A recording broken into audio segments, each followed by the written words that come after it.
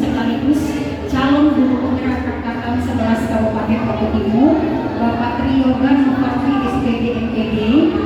Yang saya hormati Bapak Ibu Dewan Guru yang sempat hadir dalam kegiatan sosialisasi dan diseminasi disiplin positif atau budaya positif calon guru penggerak angkatan 11 Kabupaten Bogor Timur. Kemudian alhamdulillah puji syukur kehadiran Allah Subhanahu wa taala, Tuhan yang Maha Esa, karena pada pagi hari ini di sela-sela kesibukan Bapak Ibu telah hadir dan menyempatkan diri untuk mengikuti kegiatan sosialisasi dan diseminasi budaya positif dalam keadaan sehat walafiat. Sholawat beserta salam tak lupa kita aturkan kepada Nabi Muhammad SAW yang senantiasa kita nantikan syafaatnya di yaumil qiyamah.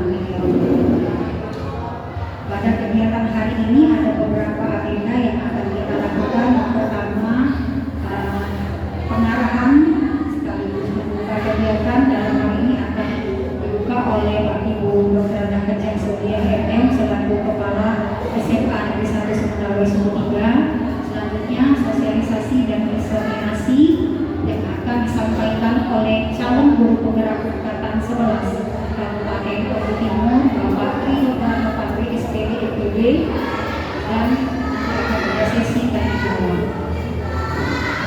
Untuk acara pertama, mari kita membuka kegiatan ini dengan melafazkan basmalah. Selanjutnya pengarahan dan sekaligus membuka kegiatan kami aturkan perkenannya kepada Ibu Dr. Dahlan Surya MM selaku Kepala SMA Negeri 1 Semenawi Sumut 3. Kepada beliau disilakan. Assalamualaikum warahmatullahi wabarakatuh. Selamat pagi Bu Sisil, Bapak Ibu yang saya hormati, istimewa Pak Yoga yang pada hari ini akan melakukan kegiatan sosialisasi dan diseminasi budaya positif bagi calon guru penggerak angkatan 11. Pertama, saya ucapkan terima kasih salah satu dari sekian guru kita sudah maju dalam rangka untuk menjadi guru penggerak bagian dari kegiatan guru merdeka yang sekarang ini sudah merupakan suatu sistem yang ke depan masih ada angkatan-angkatan yang berikutnya. Harapan saya nanti kita semua ikut berpartisipasi. Pemerintah menggelontorkan uang miliaran rakyat berkaitan dengan kurikulum ini. Luar biasa Bapak Ibu. Pemerintah menggelontorkan uang untuk guru penggerak kurikulum merdeka ini triliunan. Kenapa kita tidak berpartisipasi di dalamnya? Kesempatan kita untuk mengembangkan profesionalisme kita, dan ini adalah gratis dari pemerintah. Saya harapkan nanti di bulan September ada pembukaan calon guru penggerak angkatan 12 yang sudah bisa untuk mendaftar. Pak Made daftar, Pak Najis kalau kemarin masih berbarengan, sekarang masih ya kegiatan FPPG ya.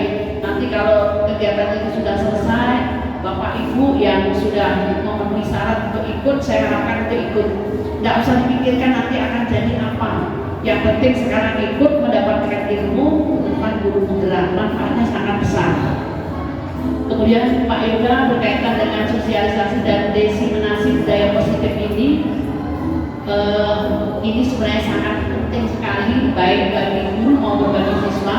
Dan harapan dari saya Pak Yoga nanti berkaitan dengan budaya positif, disiplin positif ini disosialisasikan baik dengan guru maupun dengan siswa. Karena ini penting sebenarnya, sekarang kita ini sudah ketinggalan zaman kalau sedikit-sedikit menghukum. Kalaupun kita harus memberikan sanksi, kita harus ada pembelajarannya dulu. Ada anak terlambat, bukan tiba-tiba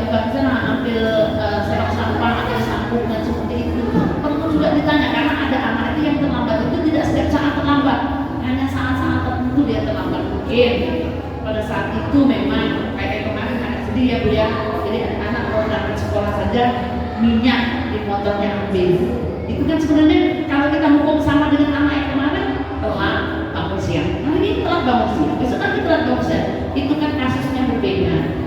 Jadi ini menjadi pembelajaran bagi kita bahwa kegiatan disiplin positif itu harus kita mulai dari kita dulu. Bagaimana kita memperlakukan anak, jangan disamaratakan. Maka lama kelamaan ini akan budaya. Sama dengan anak ketika ketemu dengan kita. Setiap anak yang ketemu dengan kita langsung dia saling dengan kita. Langsung mengucapkan mungkin selamat pagi, assalamualaikum. Nah seperti ini budaya positif yang perlu dikembangkan di kelas supaya kita tidak selalu menghakimi anak. Dimulai dengan kesepakatan kelas ya Bu, gitu ya. Saya harapkan semuanya sudah seperti itu. Pada saat posisi Bapak Ibu sebagai wali kelas, buatlah kesepakatan kelas. Bapak Ibu mengajar, boleh nggak buat kesepakatan kelas? Boleh. Jadi yang seperti ini membuat anak terlibat di dalam membuat suatu keputusan yang akhirnya merasa bahwa keputusan yang dibuat bersama itu menjadi bagian dari komitmen saya. Jadi saya kira penting sekali Pak Yoga tentang disiplin positif ini yang kedepannya harapannya kepada guru-guru besar ini adalah menjadi pionir di sekolah-sekolah sehingga Bapak Ibu guru yang lain ketika itu sudah mendapatkan ilmunya itu akan mendapatkan imbasnya. Rasanya nggak ada gunanya Bapak Ibu ilmunya banyak dari PPG, dari guru penggerak, kemudian ilmunya cuma ditelan sendiri, nggak ditularkan dengan kawan, nggak diimplementasikan dengan anak. Itu apa? Ketika kita ini punya ilmu harusnya bermanfaat ilmunya itu. Minimal kalau nggak mau berbagi dulu dengan guru ya berbagi dengan anak. Tapi kenapa kalau ilmu itu kalau dibagi nggak akan menjadi kita miskin. Justru semakin kita berbagi, justru akan semakin besar manfaatnya bagi diri kita. Tambah hafal, kemudian tambah kita memiliki nilai. Rasanya lebih enak Bapak Ibu kalau kita ini punya ilmu, kemudian kawan yang lain mendapatkan ilmu dari kita. Kawan yang lain, Bu Yeti punya metode mengajar di dalam kelas. Mau Bu Andri? Punya metode mengajar di dalam kelas. Kemudian besok disampaikan dengan kawannya supaya tingkat keberhasilannya sama dengan yang diajarkan. Besok kawannya mengikuti seperti itu, kawannya lain mengikuti seperti itu. Nah itu nilai manfaatnya akan jauh lebih besar.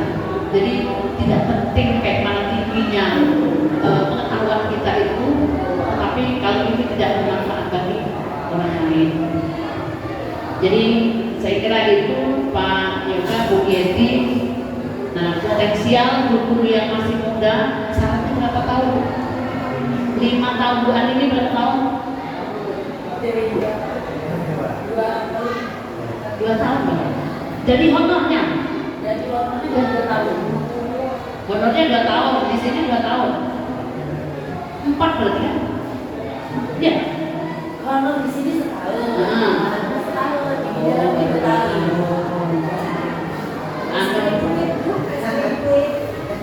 Pak Setia sudah bisa, Pak Madi sudah bisa, Pak Petrian bisa, Pak Aziz bisa, Pak Mukti. Kalau kemarin bisa. Berapa tahun Pak sudah? Kalau itu dari 2019 kita kalau kayak gini baru mau ya. Oh pas ya. Bu Sisil pasti bisa. Bu Eni, Bu Nopal pernah honor di kampus. Berapa tahun? Setahun. Ya sambil menunggu baru dengan Bu Andini, Linda sudah bisa yang Linda ya. Kemudian Bu Anissa potensial barengan nanti dengan Bu Andini, Bu Nopal. Jadi saya sangat senang Bapak Ibu kalau seluruh tenaga pengajar di SMA Negeri 1 Sundawisu ketiga ini berkembang sesuai dengan potensinya. Saat ini ada PJUK yang sekarang sedang berjalan. Nah, peningkatan kompetensi guru PJUK. Tapi kayaknya tempat kita nggak ada.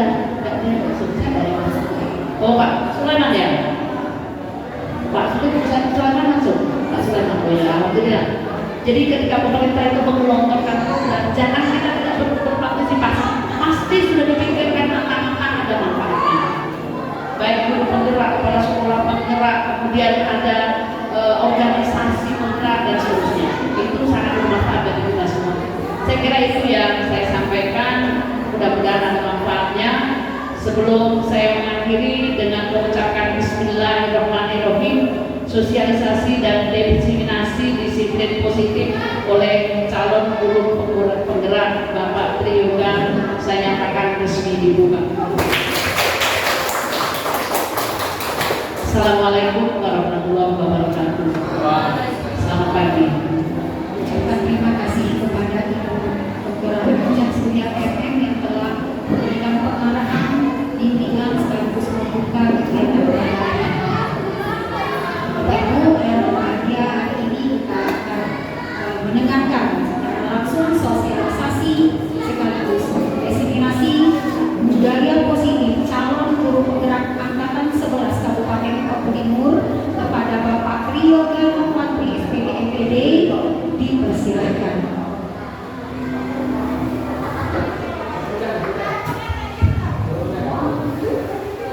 Bismillahirrahmanirrahim. Assalamualaikum warahmatullahi wabarakatuh. Selamat pagi. Alhamdulillah kita panjatkan kepada Allah karena pada pagi ini kita diberikan kesehatan, keselamatan serta kesempatan sehingga dapat bertemu di ruang aula ini dalam keadaan sehat. Tanpa salah bermasalah, semoga berkurang kepada Allah kita dan berusaha berkembang selama yang selalu menanamkan sampai yang menjadi ini sangat saya hormati Kepala SMA P1 Sumbes di Suriname, saya nanti wakil Kepala Sekolah Bidang Pembesar Sekolah di MP dan Bapak Ibu yang berbahagia ini sudah meluangkan waktunya karena agenda ini adalah bulan pendidikan. Dan ini anak-anaknya tapi karena undangan yang saya share kemarin, saya ucapkan terima kasih sekali lagi atas waktunya dan bermanfaat. Dan perlu diketahui juga bahwasanya di sini saya tidak ingin menggurui ya, karena saya tahu ini memang sengaja BK yang banyak saya undang. Karena memang erat kaitannya sehingga nanti pada akhirnya ada perumusan yang berkait tentang aturan-aturan yang ada di sekolah. Sekali lagi saya tidak ingin menggurui yang di sini karena saya tahu ini kompetennya memang di guru BK. Tapi ini sifatnya sharing, berbagi bahwasanya ada sebuah konsep baru yang ditawarkan oleh pemerintah terkait dengan budaya positif. Nah, konsep baru ini yang tugas dari calon penggerak untuk menyebarluaskannya. Apakah nanti akan diimplementasikan itu kita koordinasikan dengan para pemangku kebijakan seperti kepala sekolah, siswa dan yang baik. Bapak Ibu yang saya hormati, kita agak santai saja, nanti kita ada tanya jawab juga, diskusi sebagai tukar pikiran untuk budaya positif. Tapi sebelum itu kita akan coba yang pertama tentang paradigma baru. Nah, ini yang digaungkan dalam kurikulum Merdeka yaitu adanya pembelajaran paradigma baru. Kita tahu bahwa pembelajaran dengan paradigma baru itu dirancang berdasarkan prinsip pembelajaran yang terdiferensiasi, sehingga setiap siswa belajar sesuai dengan kebutuhan dari tahap perkembangannya untuk mewujudkan siswa dan peserta didik yang berkarakter profil belajar Pancasila. Kalau kita lihat ini yang selalu menjadi jargonnya ya, karena memang landasannya itu berdasarkan dari filosofi pendidikan belajar dewasa. Nah, itulah yang digunakan sebagai landasan dasar filosofinya, yaitu Ki Hajar Dewan Tara. Bahwasannya memang setiap peserta didik itu unik dan memiliki minat, bakat serta potensinya yang berbeda-beda, sehingga untuk pembelajarannya itu dirancang sedemikian rupa sehingga kebutuhan anak-anak itu dapat terpenuhi. Ya. Oke, jadi ini ya. Jadi ada inti dari kurikulum merdeka bahwasanya inilah paradigma pembelajaran pemerintah. Apakah Bapak Ibu sudah terapkan ini dalam pembelajaran atau belum? Ya bisa menjawab Bapak Ibu ya. Dan supervisor bahwa pembelajaran dalam kelas itu dirancang sesuai dengan kebutuhan peserta didik. Tentunya kita sudah menjalaninya. Bagaimana kita tahu karakter peserta didik? Ya, tentunya asesmen kita akan baik kognitif maupun non kognitif. Baru kemudian kita rancang pembelajaran. Nah, di depan tadi sempat ditampilkan bahwasanya di dalam sosialisasi kali ini kita membahas tentang budaya positif. Budaya positif erat kaitannya dengan disiplin. Jadi kalau tidak ada disiplin maka budaya positif di dalam sekolah tentunya nggak akan terwujud. Ya. Disiplin positif. Jadi dalam rangka menciptakan lingkungan yang positif, salah satu strategi yang perlu kita tinjau kembali, apakah penerapan disiplin di sekolah kita adalah penerapan disiplin di sekolah kita, apakah telah efektif, apakah masih perlu ditinjau kembali, apa sesungguhnya arti dari disiplin itu sendiri, lalu apa kaitannya dengan nilai-nilai kebajikan. Nah, ini menjadi bahan pemikiran kita. Apakah selama ini penerapan disiplin di sekolah kita itu sudah berada pada jalur yang benar? Perlu nggak ditinjau kembali? Lalu makna disiplin sesungguhnya itu seperti apa? Kalau yang idealnya disiplin itu harusnya faktornya dari dalam diri. Bapak Ibu mengajar tepat waktu itu berdasarkan apa? Apa karena takut dihukum, atau misalnya karena ingin mendapatkan pujian dari kawan atau dari pimpinan, atau memang unsur adanya kesadaran diri menghargai pekerjaan.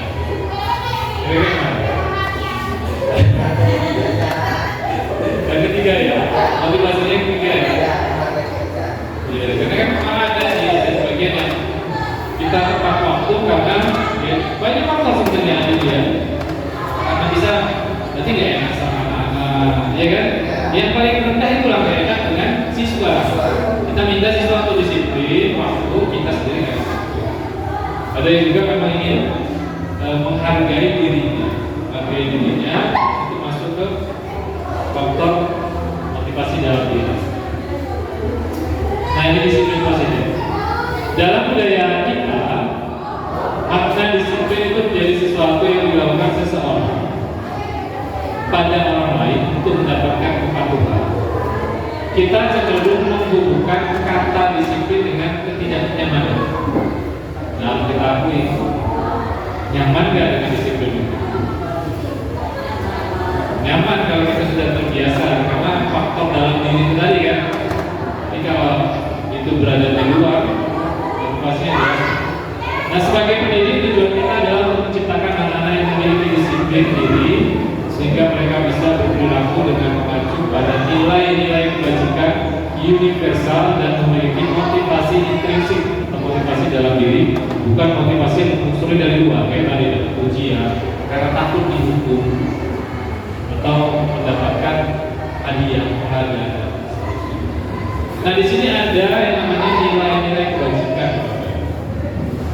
Ketika kita berkendara, itu kita aturannya harus memakai helm.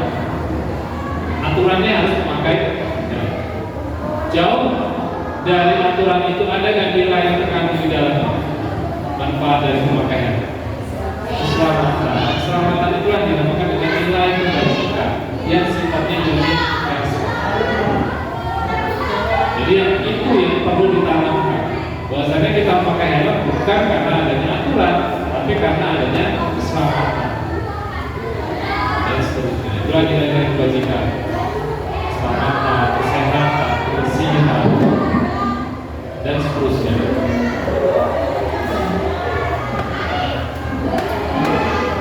Ada beberapa teori motivasi, hukuman, dan penghargaan. Nanti Bapak Ibu bisa lihat sebenarnya tentang hukuman dan penghargaan. Ada 3 jenis motivasi. Ini dikutip dari Diana Gosin dalam bukunya Restructuring School Discipline. Menyatakan ada 3 motivasi perilaku manusia. Yang pertama itu untuk menghindari hukuman atau ketidaknyamanan. Yang kedua untuk mendapatkan imbalan atau penghargaan atau meminta apresiasi dari orang lain. Lalu yang ketiga untuk menjadi orang yang mereka inginkan dan menghargai diri sendiri dengan nilai-nilai yang mereka percaya. Nah, kita ada di mana? 1 kah? 2 kah? Atau nomor 3? Insya Allah nomor 3 semua. Nomor 3 semua di sini.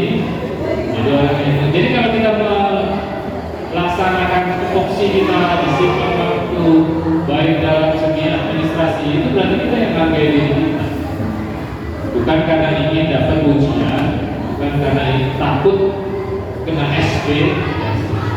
Begitupun siswa juga seperti ini. Jadi karakternya siswa itu juga sama. Ada yang berangkat sekolah pertama itu karena takut,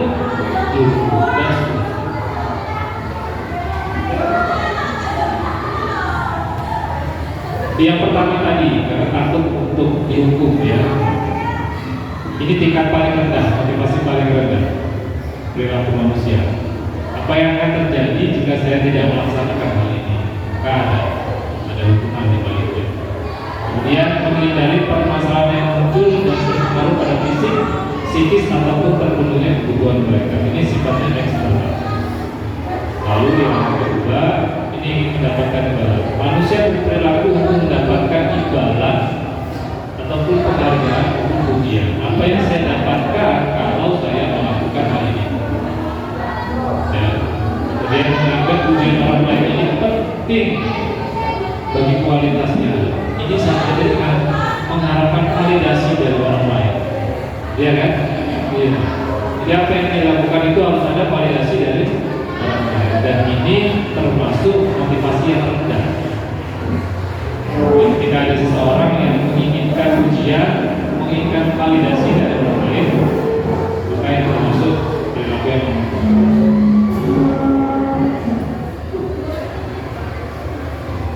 dan yang paling ideal yang kita harapkan ini ada di lingkungan kita, baik guru, TU maupun siswa, melakukan sesuai dengan nilai-nilai yang dia yakini. Akan menjadi orang seperti apa jika saya melakukannya? Ini adalah motivasi yang seseorang memiliki disiplin positif. Nah, kalau sudah ada ini berarti kita sudah ada indikator untuk arah ke disiplin positif. Jadi kita lakukan sesuai dengan kesadaran. Sifatnya intrinsik atau internal.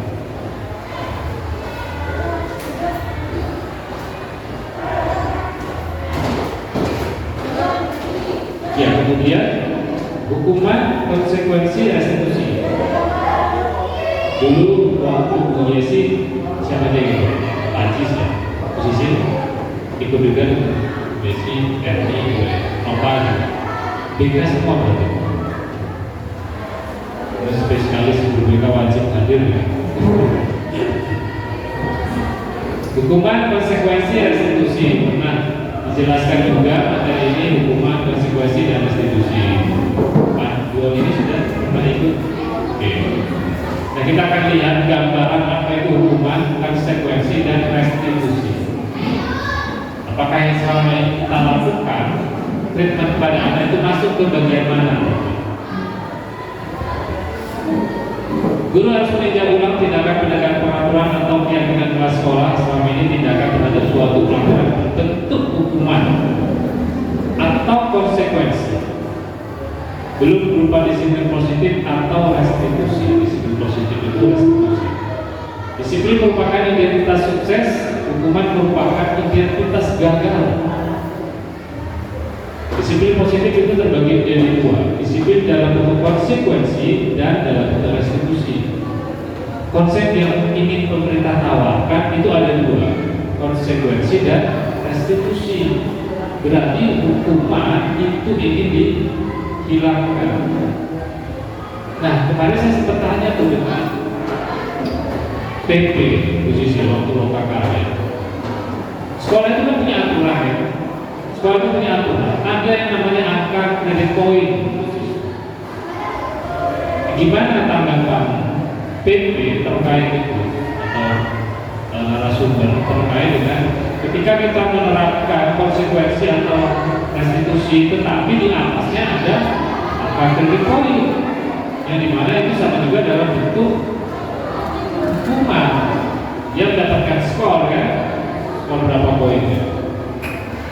Iya katanya bisa berjalan beriringan. Tetapi yang terpenting adalah jalankan dulu konsekuensi dan restitusi. Ketika itu sudah dilakukan tetapi tidak ada perubahan, lalu lari ke angka kredit poin. Itu katanya. Ya. Memang yang namanya hukuman itu biasanya tidak ada bentuknya fisik ya. Biasanya itu fisik ya. Masih ada di sekolah kita, masih ada beberapa yang masih menggunakan hukuman fisik ya. Cuman fisiknya itu tahapannya mungkin rendah lah ya, kayak mungkin yang sejenisnya ya. Kalau lari keliling lapangan kayaknya udah nggak ada lagi ya, nggak ada kan? Lari kalau di kelas saya mungkin ice breaking atau yang ini ya, ice breakingnya sejam ada.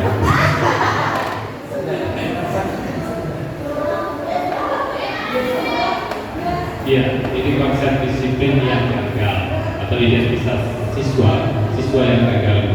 Hukuman itu menyakitkan, tidak nyaman, murid takut, memaksa, murid menyembunyikan kesalahan, murid menjadi rendah diri.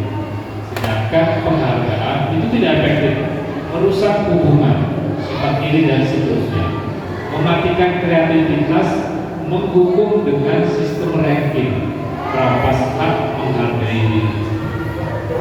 Ya, ini konsep dan materi tentunya ini ada dasarnya Bapak Ibu ya. Ini ada dasarnya dari pakar-pakar yang mempelajarinya, bukan saya yang membuat, tapi inilah faktanya. Inilah faktanya bahwa hukuman itu kok dampaknya seperti ini. Kemudian penghargaan ini berlaku juga mungkin untuk guru. Jadi nggak usah ada penghargaan kalau itu di sekolah. Karena dampaknya seperti ini kan? Iya, dampaknya seperti ini. Ada lagi guru favorit, guru yang paling disiplin. Jadi ini dampaknya dari identitas gagal. Lalu kalau suksesnya seperti apa? Ya, pemerintah menawarkan dua hal, yaitu konsekuensi dan restitusi. Konsekuensi itu penguatan jangka pendek, perlu monitoring, stimulus respon, murid menghormati peraturan, kehilangan waktu untuk memenuhi kesalahan. Sedangkan restitusi itu murid bertanggung jawab atas perilakunya, fokus pada pemecahan masalah, murid menghormati diri dan orang lain, dan teori kontrol. Nanti kita bahas juga. Murid bersemangat memperbaiki kesalahan. Jadi ini adalah konsep disiplin untuk identitas sukses. Jadi dua hal ini yang ditawarkan oleh pemerintah untuk ditetapkan, yaitu konsekuensi dan restitusi. Biasanya kalau konsekuensi itu kita bersepakat dengan siswa dulu. Nah kalau aturan sekolah perlu nggak kita bersepakat dengan siswa? Siswa yang keduanya gitu kan? Kita harus bersepakat dulu. Artinya dia tahu dampaknya ketika dia melakukan suatu kesalahan. Konsekuensinya apa? Nah, ada dua hal ini, konsekuensi dan restitusi. Nah, seperti apa nanti kita tuangkan dalam bentuk aturan atau kebijakan di sekolah? Itu nanti mungkin guru BK dan kesiswaan yang lebih paham. Apa itu restitusi? Restitusi itu adalah sebuah cara atau pendekatan untuk menanamkan disiplin positif. Proses itu memperbaiki kesalahan mereka sehingga mereka bisa kembali ke kelas atau kelompok mereka dengan karakter yang lebih kuat. Ciri-cirinya apa? Bukan menebus kesalahan, namun belajar dari kesalahan, memperbaiki hukuman, tawaran, bukan paksa, menuntun untuk melihat ke dalam diri, mencari kebutuhan dasar yang mendasari tindakannya, fokus pada karakter, bukan tindakan, menguatkan pada fokus pada solusi. Nah inilah yang menjadi poin kita hari ini, yaitu restitusi. Jadi ini ciri-cirinya dalam kerja. Ada sebuah kasus, kita coba lihat sebuah kasus. Siswa sering tidak mengerjakan PR. Inilah hukuman, inilah konsekuensi, dan inilah restitusi.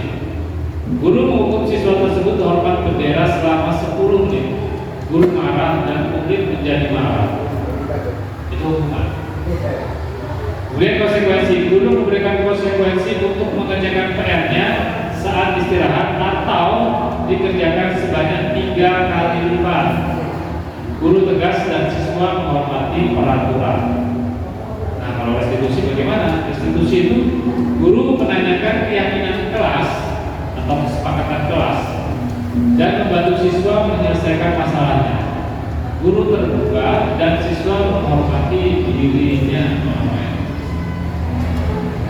Sudah terbayang Bapak Ibu ya seperti apa restitusi itu sebenarnya?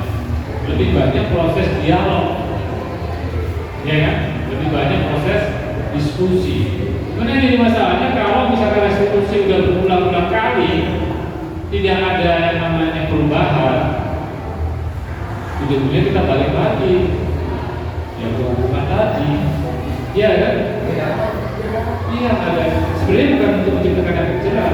Buat ini kalau restitusi itu menyadari kesalahannya.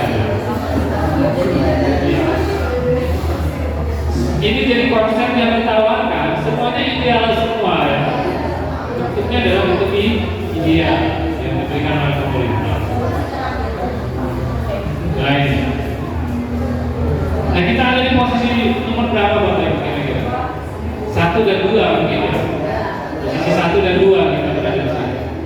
Jadi kalau ada yang nggak ngerjakan PR, maju ke depan semuanya. Kamu berdiri dulu di belakang 15 menit.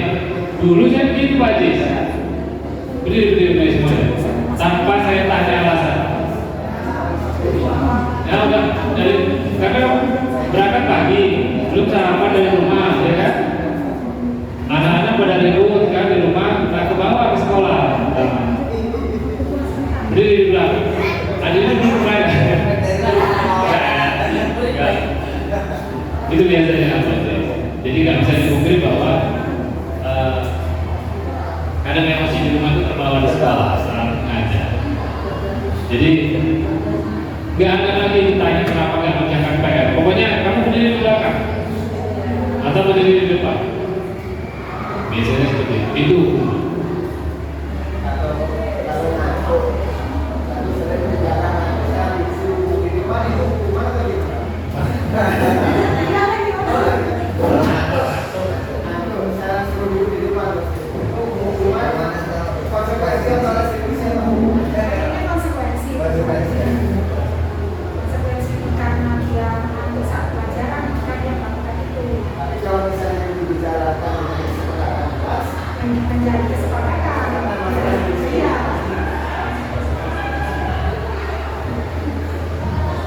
Ya jadi begitu tadi kita berdiskusi tentang contoh menghadapi bentuk kasus seperti siswa tidak mengerjakan PR.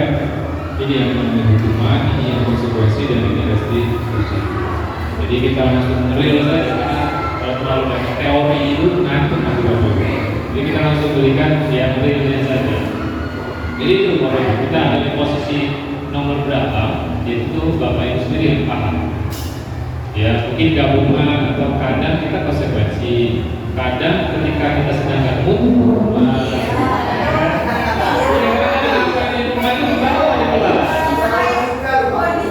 iya, kadang-kadang jangan selalu menyenangkan terus, kadang-kadang harus menyeramkan gitu.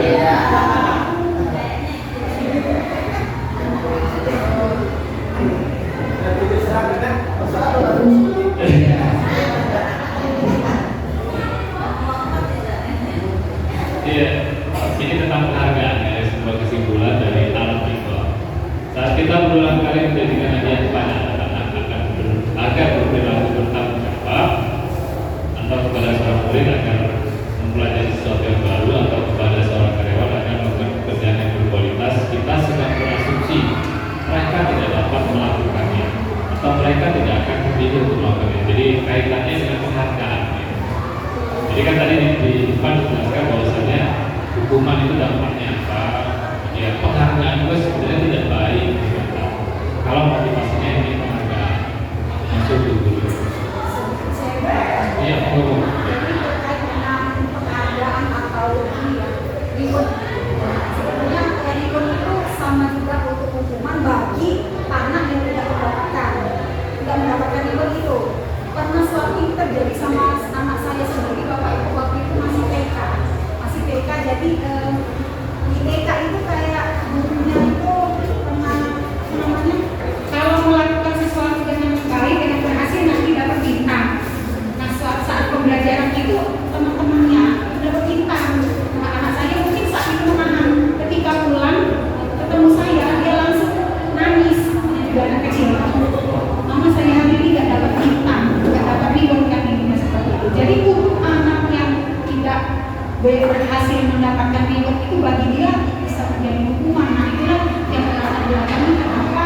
Kalau bisa punishment dan reward itu agar kita menentukan porsinya, atau bahkan kita alihkan dengan sesuatu yang lain, menemukan disiplin positif. Jadi reward itu, kami kan kemarin juga pernah bertanya kenapa reward itu sebenarnya kan juga motivasi. Tapi motivasi yang disebut dengan motivasi inherent atau disiplin positif ini kan tentu dari dalam diri. Kalau reward itu masih dari luar. Jadi kalau kita menggunakan reward untuk mengapresiasi kemajuan atau keberhasilan anak, itu bagi yang tidak mendapatkan reward itu bisa juga menjadi sebuah hukuman. Itu pengalaman pribadi saya. Terima kasih, sekedar sharing saja.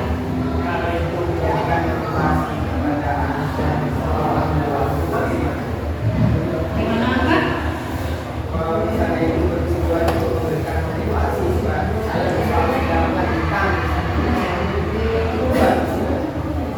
Bagus Kak.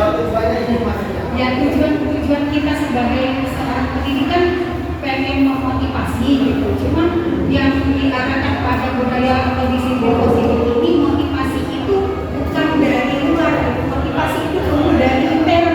Karena yang dari intern itu akan lebih kekal, akan lebih mendorong dan presentasi keberhasilannya itu lebih tinggi dibandingkan yang ekstern seperti itu.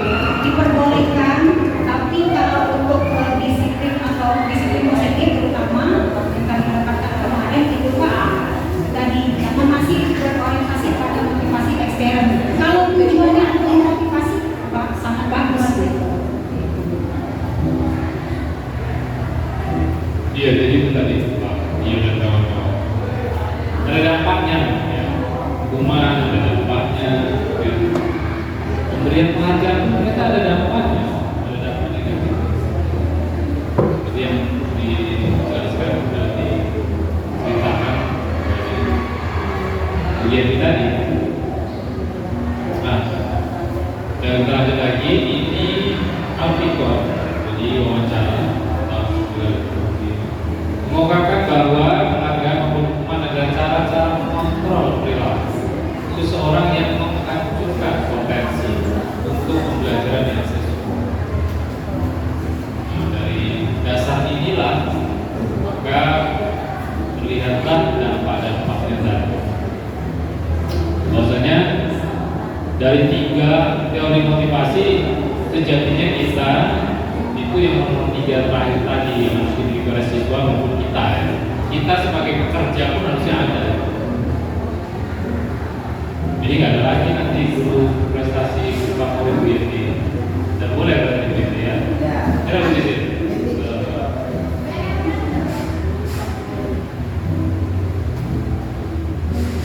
Nah, tentunya sebelum kita menerapkan yang namanya restitusi kemudian konsekuensi, kita harus memahami dulu kebutuhan masing-masing. Ya, kebutuhannya berbeda-beda. Ada yang mungkin mereka berangkat pagi dari rumah itu penuh dengan kasih sayang orang tua, diberi sapu, diberi fasilitas, ya kan, sarapan. Tapi ada yang bisa sebagian anak-anak yang nggak dapat itu, kebutuhan dasarnya nggak tercukupi, makanya dia nyari di sekolah. Atau kebebasan, ada anak yang di rumahnya itu selalu membantu orang tua terus, nggak ada waktu untuk main. Ketika di sekolah, waktunya lah dia bermain. Bahkan dia rela sampai sore di sekolah. Karena ketika sudah di sekolah, kebebasan itu seperti nggak ada. Pernah ada seperti itu? Nah, jadi ada kebutuhan dasar mereka yang tidak terpenuhi. Kebebasan, kesenangan, rasa kasih sayang. Nah, mereka cari dalam komunitasnya di mana di sekolah ini. Jadi kita pahami dulu ketika anak bermasalah, berarti ada kebutuhan dasar yang tidak terpenuhi. Kebutuhan dasar itu ada 5. Kebutuhan dasar manusia. Jadi untuk membangun budaya sekolah yang positif dengan lingkungan yang aman dan mendukung murid untuk menjadi pribadi yang berdaya dan bahagia, salah satu upaya yang kita lakukan adalah memahami kebutuhan dasarnya. William Fraser menyatakan seluruh tindakan manusia memiliki tujuan, yaitu memenuhi kebutuhan. Kita kerjain kebutuhan dasarnya apa baik? Bertahan hidup kan? Iya dulu kan? Bertahan hidup. Kalau main bola, kebutuhan dasar apa saja? Kesenangan kan? Harus terpenuhi. Iya, kesenangan.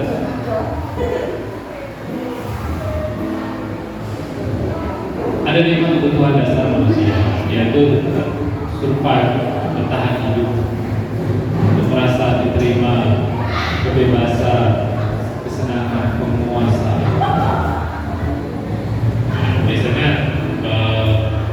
ini bisa kita lihat dari kawan-kawan kita, mana yang butuh kesenangan, mana yang butuh untuk bertahan hidup. Ya semua lah ya, pasti butuh untuk bertahan hidup. Oh. Ini yang kedua berarti kebutuhan untuk merasa diterima, merasa kasih sayang dia. Love and belonging, cinta dan kasih sayang. Nah, ini udah dapat semua kan?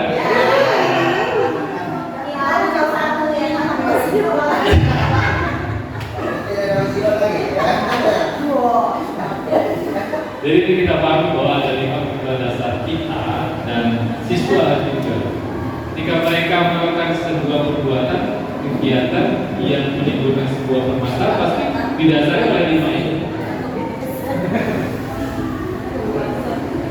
Dia butuh kesenangan, dia ingin dihargai kawan-kawannya.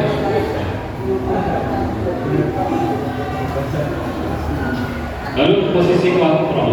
Ini jadi kita sebagai guru dari sekolah terutama ya. Ada beberapa posisi kontrol yang diungkapkan oleh Dr. William Fraser. Jadi program disiplin positif yang berpusat pada murid dengan pendekatan restitusi tadi, dari kesimpulannya 5 posisi kontrol yang diterapkan guru, orang tua ataupun atasan dalam melakukan kontrol. Nah, nanti kita ada di posisi beberapa ya. Ada 5 posisi kontrol kita.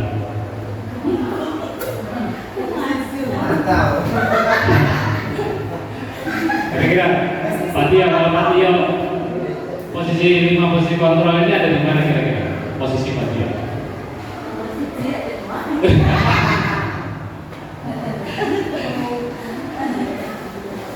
Bisa tergabung deh ya. Nggak ada satu biasanya ya. Bisa jadi satu sisi kita bisa jadi teman, kita jadi pemantau, jadi kita jadi guru. Jadi kadang-kadang ini nggak ajak gitu ya. Kolaborasi. Ibu-ibu biasanya membuat rasa bersalah. Ibu sudah capek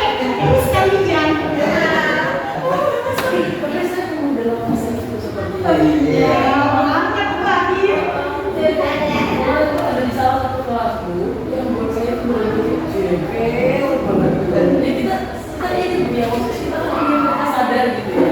Ada satu kelas tuh pada saat mereka start, pada saat mereka start setelah istirahat mereka nggak pada balik. Sudah tak tunggu 15 menit, cuma ada orang ngomong di kelas itu. Tak tunggu lagi, setengah jam baru balik. Sudah itu di kelas itu ada yang menjadi bukan pelajaran saya. Jadi itu kayak mau mungkin saya nggak terlalu suka buku. Jadi ya saya lawan. Kayaknya saya benar-benar di posisi pembuat rasa bersalah pada waktu. Jadi kayak kamu jangan tuh ya gitu. Tapi saya capek kalau saya lihat. Jadi itu yang kita alami ketika kita berada pada fase-fase di awal ya. Di awal ketika masih ada bau-bau aktivitas akademika kampus. Idealisme kita masih tinggi. Saya akui 3 tahun awal saya di sini saya seperti jadi guru yang paling dibenci dengan siswa. Karena terlalu idealis. Kayak gini aja nggak bisa gitu kan? Ada dulu ya. Jadi ada yang idealis gitu terus masih berbau-bau kampus ya. Ternyata nggak sesuai ekspektasi kita kan? Kondisi siswa. Mereka yang harus menyesuaikan kita. Padahal dalam konsepnya kita yang harus memenuhi kebutuhan mereka. Gitu. Jadi Tapi ketika itu kan salah, maksudnya mereka tidak tahu, anggaplah tidak bisa manajemen waktu mereka. ya di situ. Boleh kan kita marah? Ya, wajar dan manusiawi namanya marah itu. Jadi normal itu. Kan lu belajar rata-rata dari segi pembelajaran tuh kita tuh dituntut untuk kayak ramah, baik selalu gitu loh, tidak bisa mengulangi. Oke, tadi kita diskusikan tadi dia kita memang harus menyenangkan, tapi sesekali harus menyerahkan. Tidak ada hikmah ini kalau kita ramah, senyum dengan mereka. Sehingga kita mengalahkan dia itu kalau tidak dengan kita jalan. Jadi memang mungkin konsepnya ini BND, ini konsep dalam bentuk ideal ya. Ideal dengan kondisi lingkungan siswa juga yang ideal. Sedangkan kita seluruh Indonesia ini kan karakter provinsi itu beda-beda siswanya. Satu sekolah dengan sekolah lain itu sudah apalagi beda provinsi, beda kabupaten.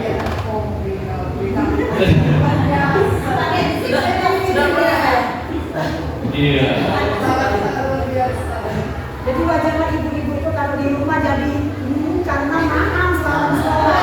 Jadi yang di rumah ke bawah ke sekolah, yang dari sekolah ke bawah ke rumah. Siklusnya gitu, ya kan?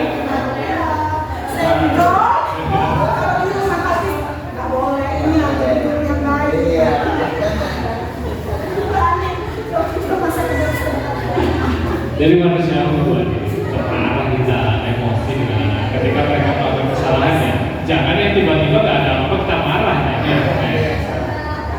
Harus ada alasan sebelumnya. Apalagi sudah keterlaluan kan ya.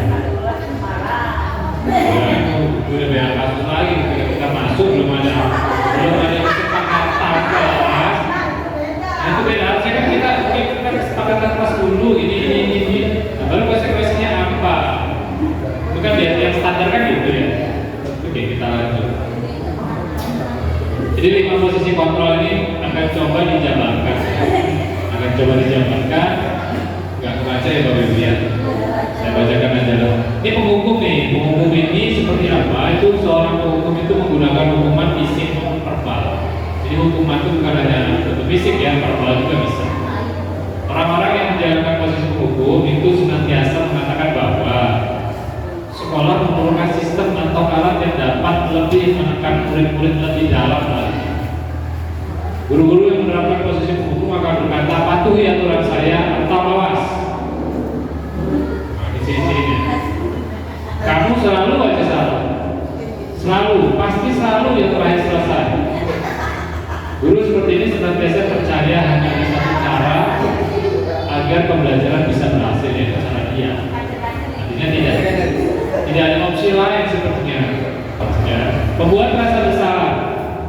posisi ini biasanya guru akan bersuara lebih lembut,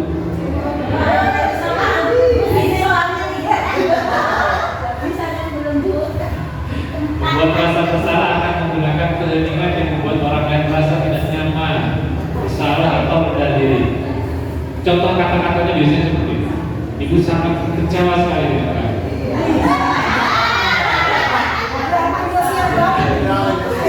Berapa kali Bapak harus memberitahu kamu ya? Gimana coba kalau orang tua kamu berbuat begini? Nah, murid memiliki penilaian diri yang buruk tentang dirinya. Jadi dia merasa dia tidak berharga dan mengecewakan orang. Teman, ini teman. Mungkin posisinya siapa sebagai? Ya kadang kita sebagai teman ya, kadang kita juga membuat rasa bersalah. Tahu nggak kamu tuh? Kalau kamu bersalah, udah tahu salah masih diyakinkan lagi kan? Biasanya kita gitu. Padahal tahu dia tuh pasti salah, tahu salah ya. Kita doktrin lagi. Tahu nggak kalau kamu bersalah? Kita doktrin lagi kan? Nah sekarang teman ini, guru pada posisi ini tidak akan menyakiti murid, tapi berupaya mengontrol murid secara persuasif. Posisi teman pada guru bisa negatif ataupun positif. Kalau kita terlalu dekat dengan siswa hilang rasa respeknya, ya, maka ini nggak baik juga kalau kita terlalu dekat. Hubungan berubah hubungan yang baik terjadi antara guru dan guru. Guru di posisi teman menggunakan hubungan baik dan humor untuk mempengaruhi seorang. Mereka yang berkata, ayolah bantulah demi bapak ya.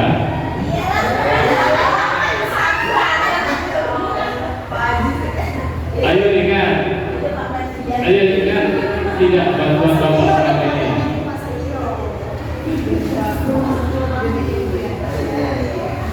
Ya sudah, kali ini nggak apa-apa.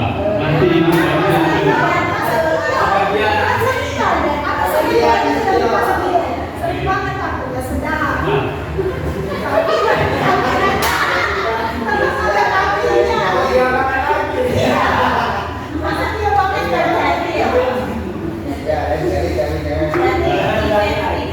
Di kantornya, kalau kita itu ternyata posisi kontrolnya sebagai teman. Kemudian tadi teman itu masuk ke dalam positif punya, kontrol positif ya. Kontrol negatif itu yang penghukum dan pembatas bersalah. Kontrol positifnya ada 3 teman, kemudian pemantau. Mantaunya yang bagaimana? Nah, ini contohnya nih. Mantau kebersihan.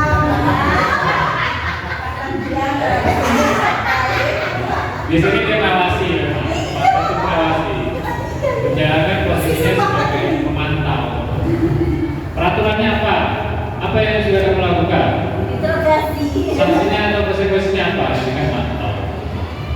Nah, seorang pemantau sangat mengandalkan perhitungan catatan data yang digunakan untuk bukti perilaku seseorang. Guru BK banget ini pokoknya. Iya, terus yang terakhir, nah ini manajer. Saya ini.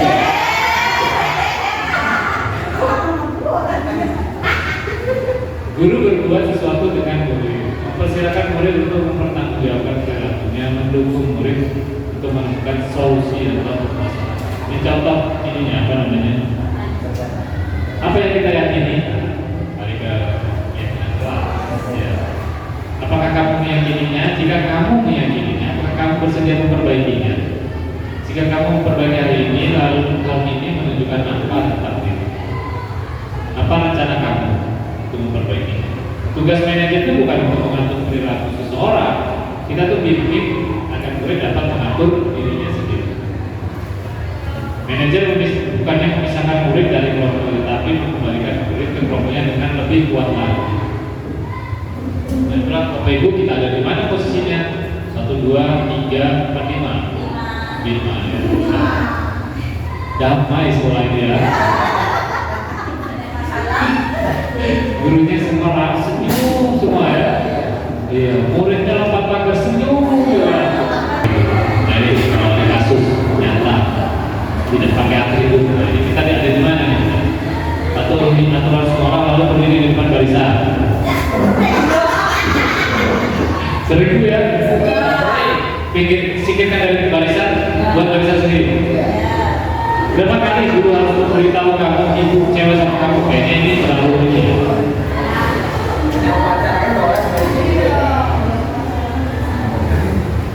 Berarti gini Bapak Ibu, yang nggak pakai seragam, dia nggak atribut lengkap saat acara meeting keluarga, ada diskusinya sejam. Selesai masalah. Semua nggak pakai atribut nanti. Wah, teman, ayolah yang penting buat ibu bangga dari tidak besar. Pemantau, kamu sudah melanggar apa peraturan dan konsekuensinya, ini lebih wise ya. Kemudian manajer, apa kamu tahu kesalahanmu? Kira-kira bagaimana kamu akan memperbaiki kesalahan ini? Dari ada sekali kalau manajer. Ya, nah, kita tahu lah posisi kita ada di mana ya Bapak Ibu ya. Untuk kasus yang ini, kalau dia sedang belajar. Ini yang pernah ini identitas gagal, sukses dan sudah ya melewati saja. Nah, kita ke keyakinan kelas. Kenapa ada keyakinan kelas? Kenapa keyakinan? Kenapa nggak peraturan kelas saja? Kenapa kita memiliki peraturan dan keyakinan tadi ya? Ada nilai kebajikan yang sifatnya universal, jauh di atas peraturan itu sendiri. Kalau saat kasusnya yang pengenalan itu keselamatan.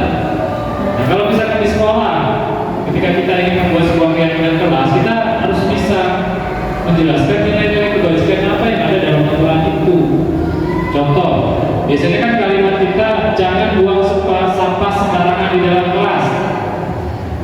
Nah, di balik makna itu nilai kebajikannya apa?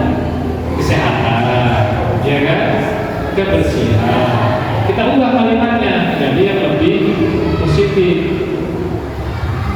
Jangan menggunakan kata jangan. Jadi kebersihan sebagai dari iman atau kebersihan ini dan seterusnya. Jadi lebih kepada nilai-nilai kebajikannya yang sifatnya universal. Jangan tidur saat guru sedang menjelaskan. Coba diganti kalimatnya. Saling menghargai.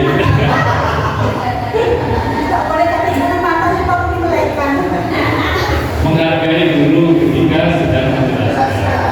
Jadi ada kebajikan yang menghargainya, menghormati. Jadi itu sih salah kaprah.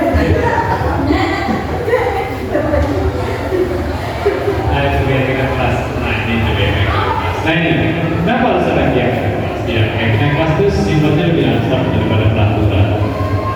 Yang lebih rinci dan konkret. Nah, ada nilai-nilai kebajikan itu. Keyakinan kelas berupa pernyataan-pernyataan universal. Keyakinan kelas pernyataannya itu diubah menjadi dua dalam bentuk positif. Keyakinan kelas sebenarnya tidak terlalu banyak, jadi mudah diingat dan dipahami. Keyakinan kelas sebaiknya suatu yang dapat diterapkan di lingkungan tersebut. Semua warga kelas sebenarnya itu kontribusi dalam membuat keyakinan kelas. Bersedia meninjau kembali keyakinan kelas dari waktu. Jadi keyakinan kelas itu sifatnya tidak statik ya, tapi dinamis, bisa berubah. Ya, bisa dirubah, bisa kita tinjau ulang. Ya, jadi tadi biasanya setiap kelas selalu ada. Jangankan setiap kelas ya, setiap guru itu sepertinya punya aturannya atau kesepakatan kelas ya. Aturan atau kesepakatan kelas. Kita coba kita konsep dengan menjadi keyakinan kelas. Jadi aturan yang jangan ini, jangan itu, jangan ini, kita ubah menjadi sebuah kalimat positif.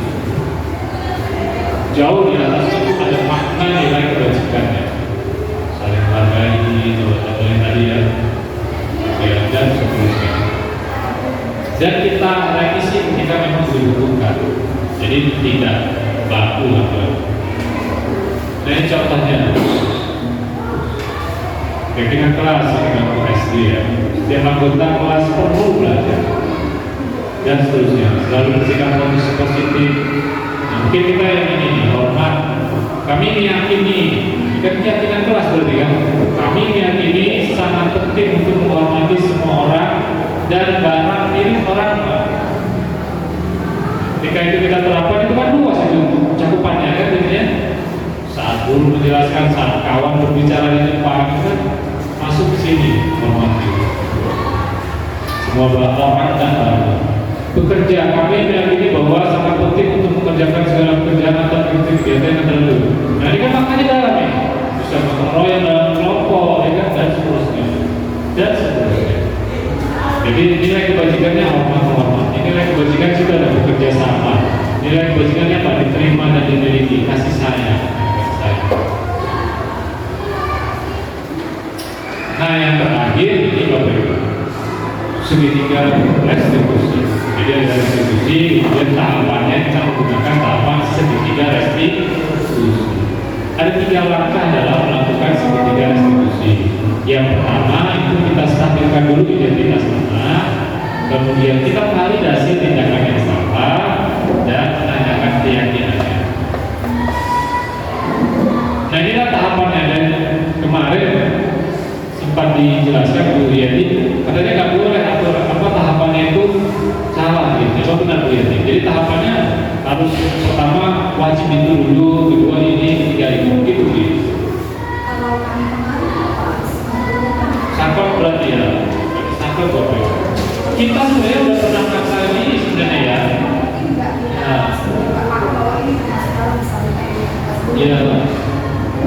Bahwa kita sudah melakukan restitusi, hanya saja mungkin tidak struktur, tidak konsisten, tidak ada evaluasi. Benar. Ada yang sudah kita terapkan. Oh ini kita restitusi. Istilahnya muncullah sekarang ini dalam kurikulum merdeka. Apa sih itu menstabilkan identitas? Nah kita coba nih, ini yang saya buat nanti tolong dikoreksi juga begini, karena ini kan saya terapkan dalam masih nyata, dan apakah ini nanti sudah bisa digunakan. Saya coba terapkan segitiga restitusi pada sebuah kasus yang kemarin terjadi, baru ini terjadi atas nama siswa Y waktu itu. Nah ya itu kemudian saya coba terapkan dengan segitiga restitusi. Jadi itu memang kasusnya nyata, saya nggak membuat kasus, tapi kasusnya nyata. Ada 2 kasus yang nyata, salah satunya itu kan. Tetapi memang kita perkenalkan dulu kasus 1. Nah, di sini ada percakapan begini. Untuk yang pertama menstabilkan identitas, jadi percakapannya selamat pagi, Bapak kemarin perhatikan dan dapat laporan kalau Yola berantem lagi bermasalah dengan salah satu siswi di sekolah kita. Jawaban Yola, iya Pak. Sudah berapa kali seingat kamu Yola berantem? Ada sekitar 2 kali Pak. Oke. Melakukan sebuah kesalahan itu hal yang manusiawi. Bapak juga pernah melakukan kesalahan dan Bapak rasa kita bisa mencari solusi dari permasalahan itu. Kira-kira gitu bukan ini. Stabilkan identitas. Kalau dari percakapan bagian yang termasuk dalam kategori saya yang paling menstabilkan identitas itu ada melakukan kesalahan itu adalah hal yang manusiawi, jadi menstabilkan identitas. Jadi walaupun anak melakukan kesalahan, kita stabilkan identitas salahnya itu dengan mengatakan bahwa kita juga manusia pernah melakukan kesalahan. Kalau kalimat menstabilkan identitas ini kalimat yang Jadi sudah nampak, sudah muncul treatment stabilkan identitasnya dia. Itu berarti setiap kita menginterogasi atau menerapkan itu harus ada kalimat ya seperti ini. Jadi wajar kalau yang salah, ya wajar kalau pakai saya juga pernah. Itu bukan dia. Hebat juga ibu ini bisa baca tempo. Nah kemudian yang kedua, halaman lagi Bapak. Validasi tindakan yang salah. Nanti tolong di garis bawah itu di mana validasi. Kamu pasti punya alasan mengapa kamu melakukan hal ini. Iya Pak, alasannya karena salah paham saja Pak. Oke, terus saya katakan, sekarang coba ingat kamu tentang keyakinan sekolah kita. Dengan Yola melakukan tindakan itu muncul permasalahan. Kira-kira sikap apa yang belum muncul terkait permasalahan ini Yola? Lalu Yola menjawab, sikap menghormati Pak. Ya, nah, sikap saling menghormati. Dengan saling menghormati si lain, kita akan dapat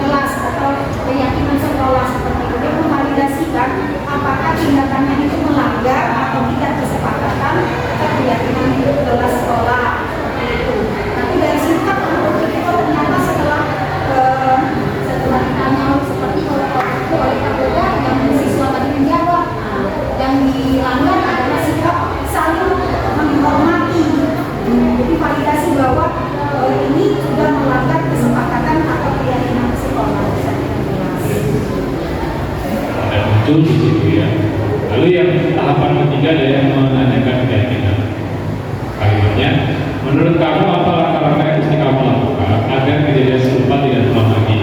Saya akan merubah sikap agar bisa lebih menghormati dan menghargai. Oke, itu adalah sebuah jalan keluar yang cukup tepat dan mudah. Kamu tidak mengalami kejadian seperti ini lagi. Selesai. Nah, kira-kira seperti inilah tahapan-tahapannya. Dan di tahapan ketiga itu sudah ada, sudah muncul belum ya? Menanyakan keyakinan.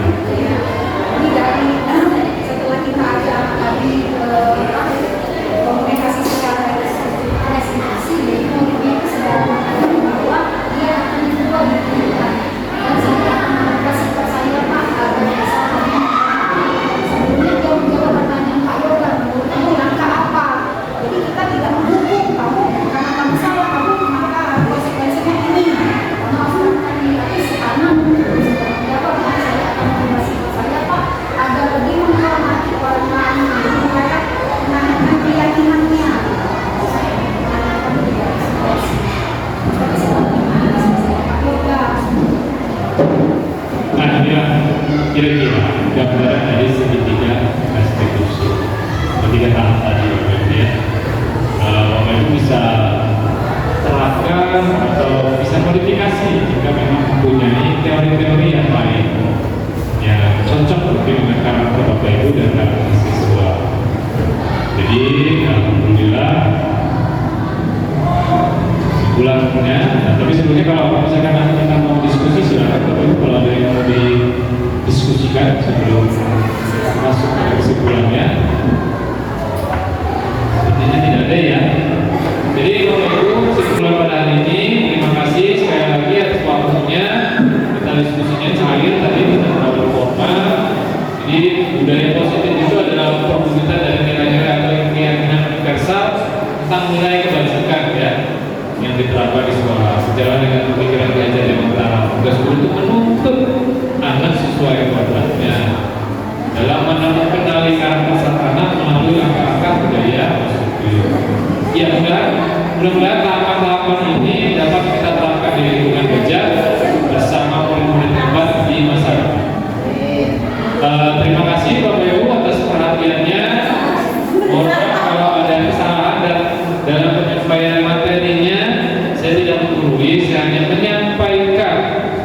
Jadi kita sebagai agent ya, guru penggerak itu seperti agent di sekolah-sekolahnya untuk menyebarkan kebaikan-kebaikan ya, untuk diterapkan dengan Bapak Ibu.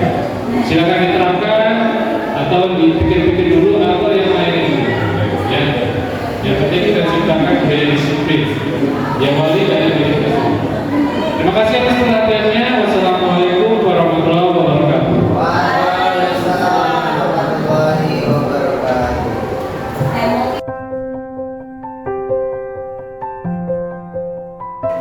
Tidak boleh ke kantin saat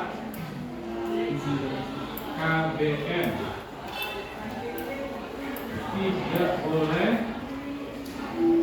keluar kelas kecuali ada izin. Nah, kira-kira ini ya, ada beberapa, sebenarnya ada banyak ya.